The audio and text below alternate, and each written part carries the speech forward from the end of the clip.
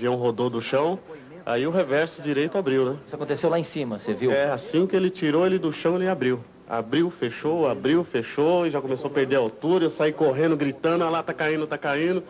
E foi até ele virar de dorso, cair. Horas depois do acidente, o país já discute as causas prováveis. O Sindicato dos Aeronautas levanta uma hipótese. A empresa premiada submete os tripulantes a jornadas de trabalho excessivas. Você já viu algum acidente aéreo que o sindicato não metesse a colher? Você já viu algum no Brasil? Não, se tivesse eu estaria preocupado. Eu não estou um pingo preocupado com isso. Não existe essa preocupação. Nós não temos esse tipo de problema. Um piloto com 16 anos de trabalho na TAM nos procurou para apresentar provas. Segundo ele, essas são cópias de documentos oficiais da empresa. Elas mostram que os pilotos folgam apenas um dia por semana, em vez de 2 como manda a lei, e que a jornada diária também não é respeitada. Pela lei, a tripulação deve voar no máximo 9 horas por dia com 5 pousos. Isso nem sempre acontece na TAM. Este relatório de voo da empresa mostra uma jornada de trabalho irregular e desumana. Nesse dia, a tripulação começou a trabalhar às 10h30 da manhã, fez 1, 2, 3, 4, 5, 6 pousos e só acabou o trabalho às 23h55, quase à meia-noite. Deveria descansar como manda a lei 12 horas. Não foi o que aconteceu. No dia seguinte, às 5h50, já estava trabalhando e só acabou às 19h50, 14 horas depois. Já teve dias que nós chegamos a trabalhar 24, 26 horas. Um dia 24, mais 1 hora do outro dia, né? Direto, é? Direto. Um deles saímos de São Paulo, às 4 horas da manhã, fomos a Belém, Curaçao, Aruca e São Martinho. E voltamos fazendo tudo. No mesmo dia? No mesmo dia. No mesmo dia não deu, passou para outro dia, concluímos o resto da jornada, né? Chegamos em São Paulo às 6 horas da manhã do dia seguinte. Estas são imagens gravadas pelo próprio piloto dentro de um jato F-100, voando em pane. Segundo o piloto, o computador da direita estava totalmente desligado. São 2 computadores. Eles trabalham entre si, eles conversam entre si. Mas se o outro apagar, você perde todas as telas. E aí? E aí você tem que prosseguir o voo manual. É uma situação grave essa. É uma situação que vai te deixar como na década de 40, de 30, que você voaria como voaria um DC-3. Agora, mesmo não estando autorizado, o piloto é obrigado a voar ou não? Por que ele não pode desistir do voo? Não. Mesmo se tiver uma pane, se tiver algum problema, ou o avião não esteja pronto para isso, apto para operar no Santos Dumont, você pode contestar, mas a pressão é bem grande. O que aconteceria se dissesse, não vou? Há represálias. Há represálias. Posso lhe adiantar que a TAM não tem nenhum problema de manutenção. A TAM, aliás, é reconhecida no mundo inteiro pela excelência da manutenção dos seus aviões. O Globo Repórter convidou a direção da TAM para participar do programa e responder às denúncias do piloto. Paulo Pompilho, assessor da presidência, disse que a decisão da empresa é de não se manifestar mais até a conclusão das investigações. Esta noite está sendo aberta a caixa preta com a gravação dos últimos contatos da tripulação com a torre. É provável que dentro de alguns dias todos saibam o que os pilotos e funcionários da torre já descobriram. O piloto avisou que o avião estava em pane e disse: "Vou retornar." Silêncio. Segundos depois, a última frase do piloto José Antônio Moreno: "Estou livrando a escola."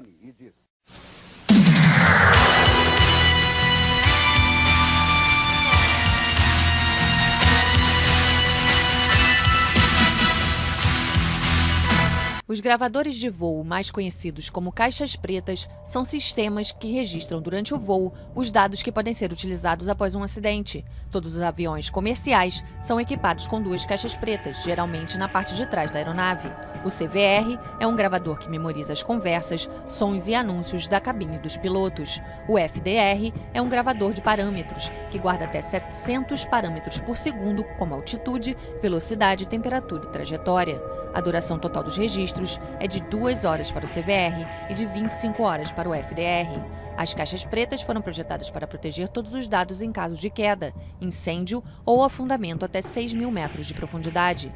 Cada uma é equipada com uma boia para ajudar as buscas no mar.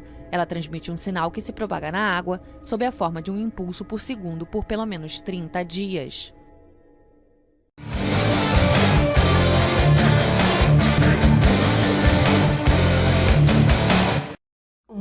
Olá!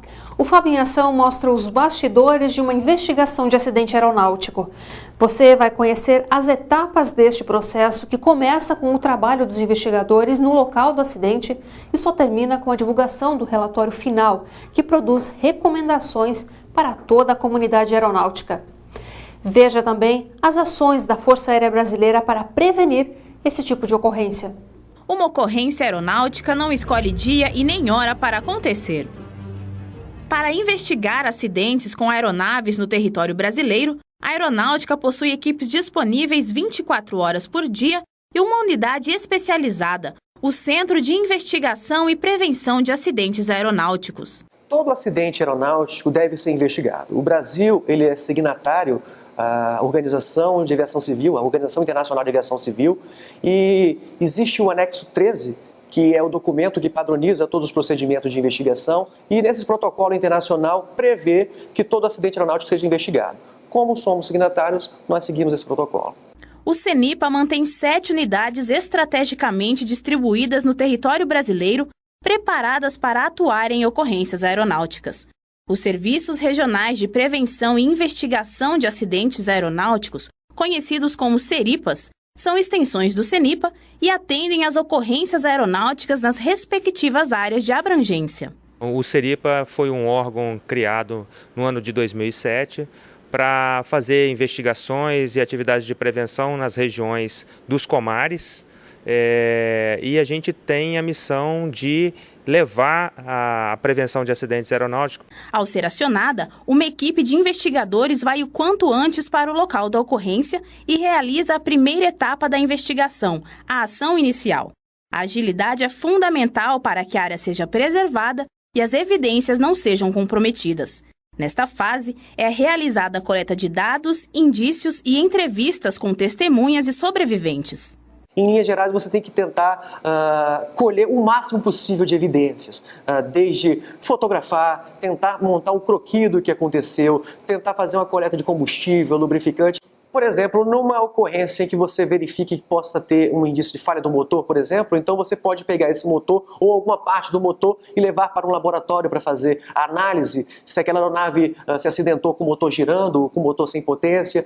O Major Daniel explica outros dados coletados na ação inicial. Desde habilitações do piloto, condições da aeronave, condições do motor, condições do combustível, condições meteorológicas. Então existe um protocolo de que todas as comunicações que foram feitas com o piloto, torre de controle, a parte de verificação se existia gravadores de voz, gravadores de dados. Então tudo isso aí passa a ser o gabarito para aquele investigador tentar reconstituir o que aconteceu naqueles momentos finais.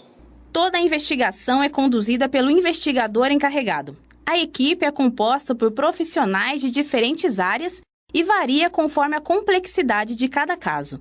A investigação pode envolver engenheiros aeronáuticos, controladores de tráfego aéreo, a Agência Nacional de Aviação Civil, entre outros.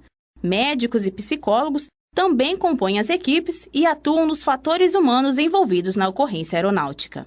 Um médico com o curso de prevenção de acidentes aeronáuticos do CENIPA, ele vai analisar a carga de trabalho do aeronavegante envolvido no acidente aeronáutico, se ele utilizava algum medicamento ou droga ilícita, se ele por acaso tinha inspeção de saúde válida ou não, se havia alguma condição médica pré-existente que pudesse interferir com o desempenho dele, se havia fadiga, se houve desorientação espacial. Os profissionais da área da psicologia também contribuem com o processo de investigação.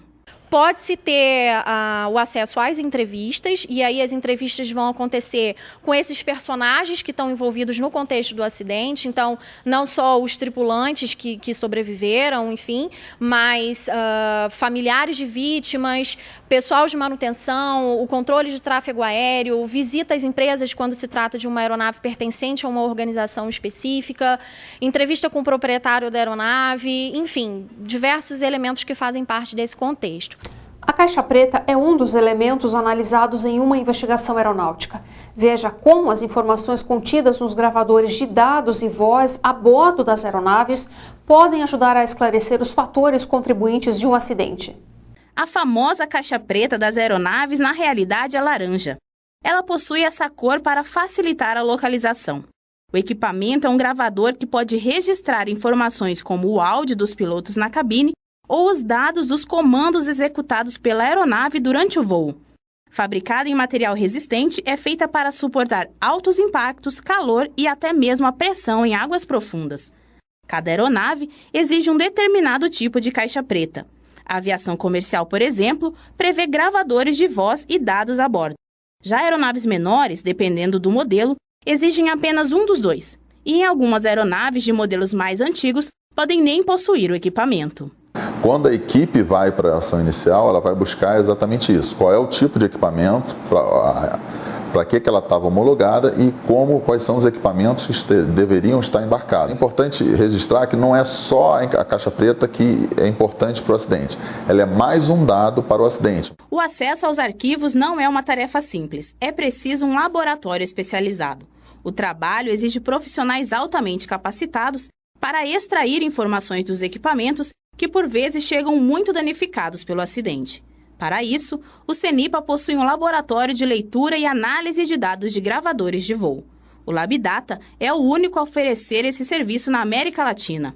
Após o download das informações, o material é repassado ao encarregado da investigação, que pode simular, por meio de softwares, as situações apresentadas pela caixa preta. A partir da reunião das informações relativas à aeronave, à tripulação e às condições em que o voo era realizado, a equipe de investigação elabora o relatório final do acidente. Muita gente pergunta qual que é o prazo para concluir uma investigação e a resposta é: depende da complexidade. O mais importante para o CENIPA é oferecer à sociedade um trabalho de qualidade. Então nós não nos preocupamos exatamente com essa questão de correr contra o tempo, mas sim de trabalhar de forma efetiva para produzir um trabalho com qualidade. Após a conclusão do trabalho, o CENIPA divulga o relatório final da investigação em sua página na internet. Além disso, também são disponibilizadas as recomendações de segurança para a comunidade aeronáutica. O trabalho realizado pelo CENIPA não tem o intuito de apontar culpados. O objetivo de uma investigação é a prevenção.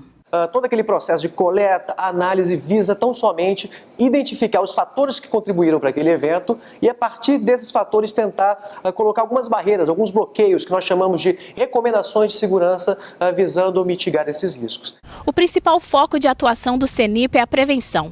As estatísticas mostram que em 2015 o Brasil registrou o menor número de ocorrências aeronáuticas dos últimos 4 anos. No site da instituição, é possível consultar os cursos oferecidos, as condições para participar e a data de realização. As vagas são destinadas a pilotos, mecânicos, controladores de tráfego aéreo, médicos, psicólogos, comissários de voo e demais profissionais que direta ou indiretamente estão ligados à atividade aeronáutica. Todos têm que trabalhar, não se faz sozinho a prevenção, ou seja, desde o nível mais individualizado até um nível corporativo, né? Desde a pessoa que faz uma limpeza no hangar, até passando pelas tripulações, pelos mecânicos, até os níveis gerenciais que vão definir as políticas, né, financeiras, né, dos recursos de uma empresa ou de uma instituição ligada à atividade aérea. Se todos trabalharem em conjunto, nós vamos diminuir cada vez mais esses índices de acidente e nós vamos ficar cada vez mais reconhecidos internacionalmente como um país que é muito seguro para voar. O Fábio em Ação fica por aqui. Agora esperamos o seu comentário ou sugestão. Mande um e-mail para nós no endereço fabtv@fab.mil.br. Muito obrigada pela sua companhia e até o próximo programa. Tchau!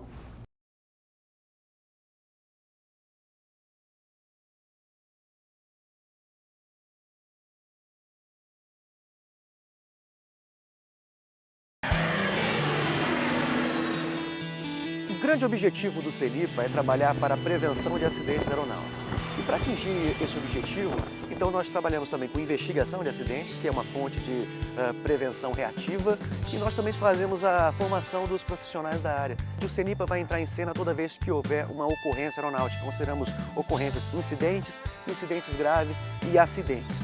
O investigador vai tentar colher indícios, vai ao sítio dos destroços, né, e começar a montar o quebra-cabeça. É lógico que existem alguns eventos que causam uma comoção. É importante ter em mente que esses eventos contribuíram para a melhoria significativa para controle de tráfego aéreo, para infraestrutura aeroportuária, para treinamentos de pilotos, para novas tecnologias. Nós somos o único país da América Latina capaz de fazer esse tipo de obtenção de dados das caixas pretas. Nós temos aqui a nossa salinha de cirurgia, que é onde vai ter esse trabalho microscópico para verificar a parte de recuperação eletrônica. Depois um sincronismo entre aqueles dados de voo e os dados de voz. E por último, o produto final seria quando você casa tudo isso e consegue contemplar numa imagem, numa simulação e consegue chegar o mais próximo possível do que aconteceu naquele evento.